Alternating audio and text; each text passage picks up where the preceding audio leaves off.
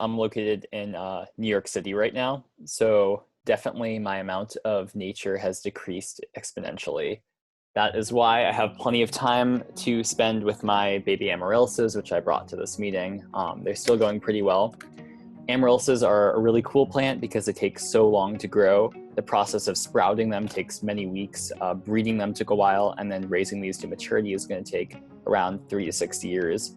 So I really can't think of a better project to do in quarantine than raise amaryllises. I have a student in Kansas who'll be able to describe a tall grass prairie. Student in Southern California who'll be able to describe a desert environment. Students in the Midwest and Northeast who'll be able to describe old growth forests. So that is a dimension that I haven't had in a class before. I kind of wanted a project that I could work with plants on a smaller scale that I didn't have to be outside for, and that was like a quarantine friendly project. And so I decided to build a little terrarium, which is a closed off jar of like a self-sustaining kind of plant system. And when we talk about some of the foods, and we talked about foods that come from grasses, they could go into their kitchens and make a list of the products that are produced from grass. At the bottom down here, there's some flour.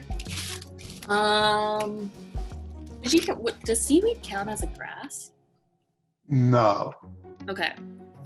Well, in that case, there's like also Rice Crisps and popcorn here. My goal is to instill a lifelong love of plants and horticulture in these students.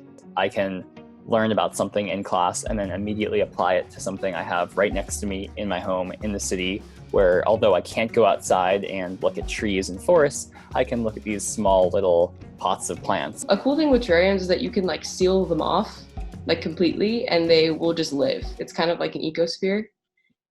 So like the history is kind of related to that, and that people were like making them to see like how plants can like survive in their own like closed off jars, which I'm excited about that aspect of like making it a little, like its own little world for sure.